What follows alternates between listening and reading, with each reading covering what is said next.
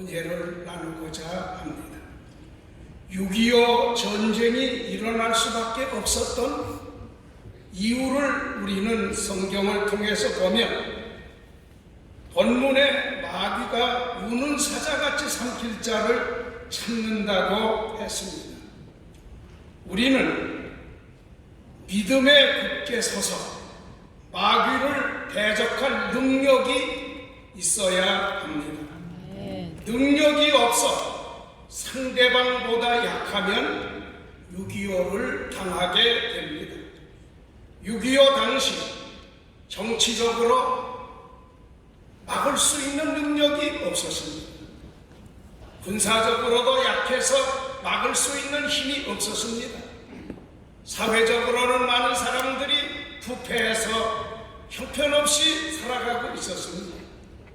신앙하던 종교인들까지도 헤아려보면 자유를 남용하고 방종하고 허세, 방탕, 안일 등으로 모두가 무력하였던 것입니다. 그 당시 군사력을 보면 남한과 북한 군사력은 비교되지 않을 만큼 북한이 강했습니다. 남한은 보병 8개 사단으로 4개 사단은 38선을 지키고 4개 사단은 공비 토보를 했고 경비행기 20대, 장갑차 몇 대, 105mm 곡사포 몇 문으로 육해공군 다 합해야 10만 명 미만인 군인을 가지고 있었습니다. 그러나 북한은 8개 사단 19만 8천 명, 전차 2개 사단 242대, 전투기 211대가 북한이 가지고 있는 무기였습니다. 김일성이 남침하면서 하는 말이 임진강은 하루아침 해장거리, 3일이면 서울을 함락하고 7일이면 부산을 점령하고 10일이면 남북 통일된다고 했습니다. 우리가 상대방보다 약하면 이런 6.25를 당하게 됩니다. 군사적으로 약하면 군사적 6.25를 당합니다. 경제적으로 약할 때 IMF라고 하는 그런 6.25를 당했습니다. 우리는 참으로 약하면 그 어느 사람이든지 당하고 마는 게 이 세상의 원리입니다. 6.25의 상처는 아직도 깊이 남아 있습니다.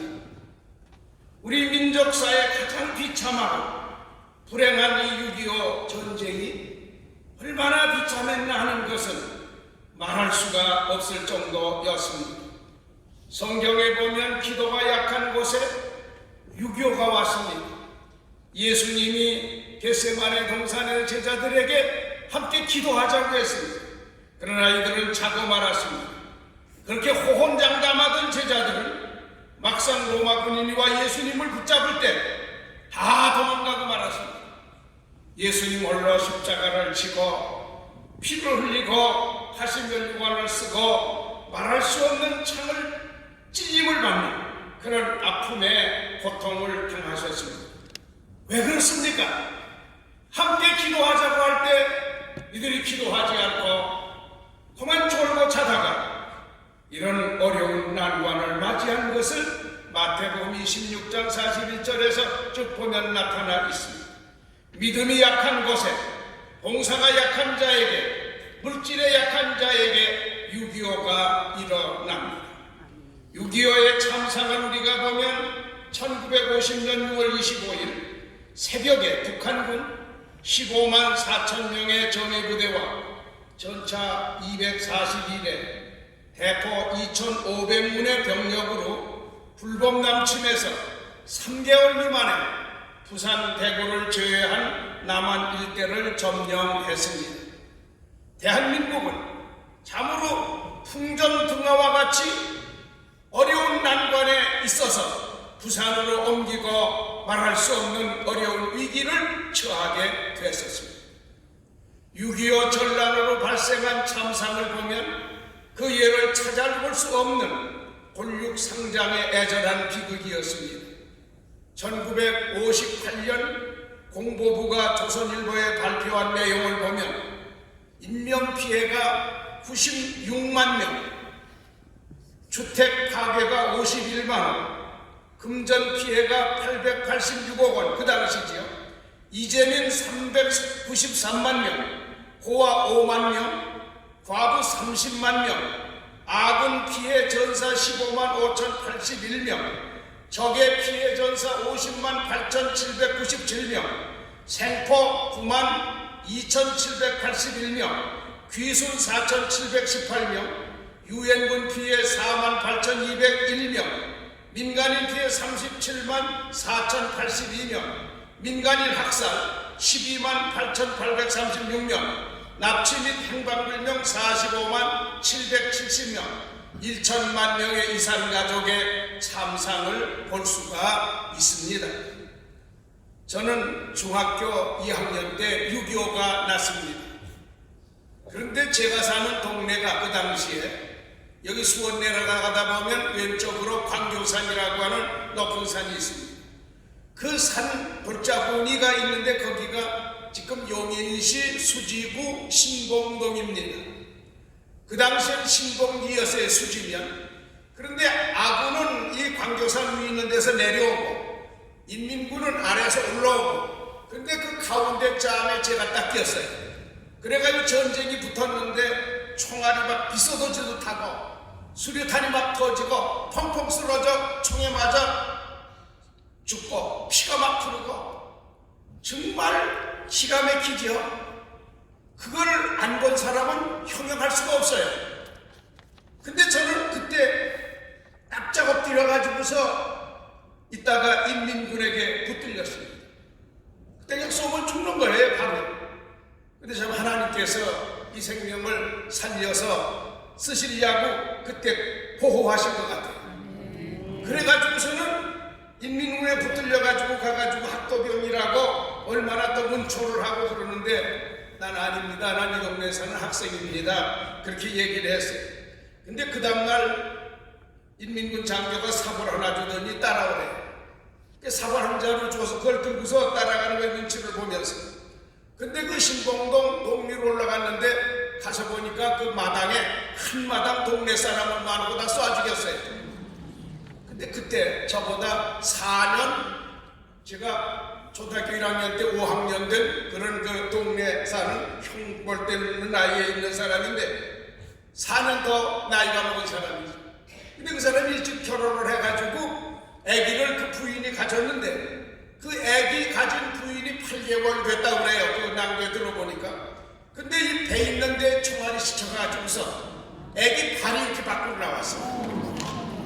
참, 정말 그거를 끌어다 묻는데 너무너무 지금도 그 아주 사진이 내 머리에 박힌 것 같이 생생하죠. 그래서 송장을 묻으라는 거예요. 그 다니면서 송장을 시체를 묻고, 그런데 우리 아군만 이제 남아있고 인민군 시체는 다 치워버렸고 아군하고 동네 사람 죽인 것만 있어요. 근데 동네 사람 하나 이씨라고 하는 분이 그 동네 살았는데 그 양반이 귀머거리예요. 근데 사벌 하나 들고 논두렁으로 이렇게 걸어가는데 막 오래요. 사람이 없으니까. 시체는 많고 묻어야 될 사람은 많은데 사람이 없으니까 오라 그랬어요. 동네 사람은 11명 와놓고 하려니까 일이 덕이죠. 오라 그러는데 산만 들고서 그냥 가는 거예요. 그러니까 뒤에서 꽝 소리가 또 퍽 쏟아져 죽는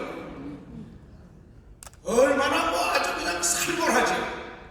그런 광경에서 이제 시체를 묻는데 우리 아군 한 사람이 대뜰, 행랑채 대뜰 위에 가마짝을 하나 깔고 넓적다리 총 2방을 맞았어요. 근데 그냥 그때 비가 또 많이 와가지고 저녁만 되면 으슬으슬하고 춥잖아요. 그 바깥에서 그 모기에 뜯기고 거기가 얼마나 아프겠어요. 총알 2발 맞았는데 막 거기가 썩어 들어가는데 그 양반이 거기서 다 죽어가요. 그러니까 인민군 장교가 뭐라 그러면 이 사람 여기 다녀야 되면 더러우니까 가마짝 이렇게 들어다가 저 산에다 갖다 내비리래 죽으라. 그 동네 사람들 몇치 같이 얼씨얼씨 들어다가 산에 갖다 내밀었어요. 그리고서 그날 동네 사람이 물어요. 이 학생이 이 동네 사는 학생입니까? 그럼 물으니까 예, 저 집에 사는 학생입니다. 아무개입니다. 그리고 이름을 대면서 얘기를 하니까 그때 임민군 장관이 가라니다. 그래서 그 동네 사람과 같이 보내줬어요. 그래서 저는 거기서 살아나왔죠.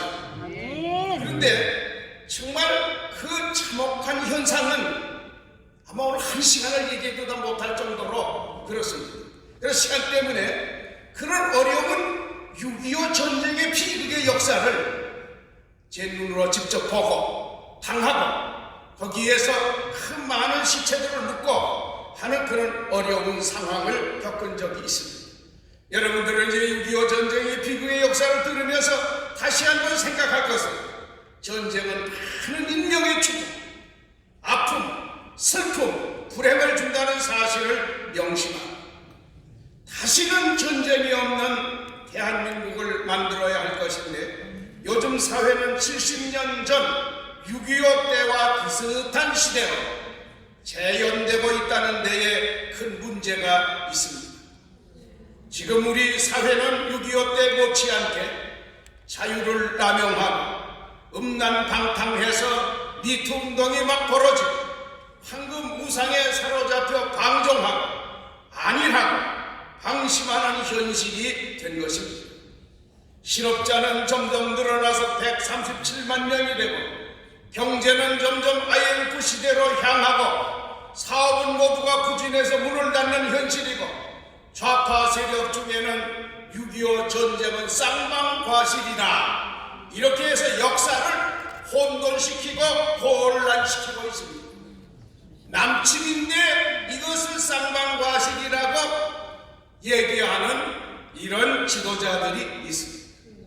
그런데 북한은 부모부를 방사포로 흔적 없이 죽이고 형을 독살하고 여행객을 쏴 죽이고 비행기를 폭파시키고 도끼로 사람 쳐 죽이는 만행을 하고 버마 아웅산 테러 감행해서 죄 없는 사람을 무참히 죽이고 미사일을 쏴대고 핵무기로 위협하는 위기 상황입니다. 오늘 우리의 현실인 것을 여러분이나 저는 잘 알고 있습니다. 우리는 이제 그렇지만 하나님의 말씀 사무엘상 17장 47절 말씀을 보면 전쟁은 여호와께 속한 것이라는 말씀이 있습니다.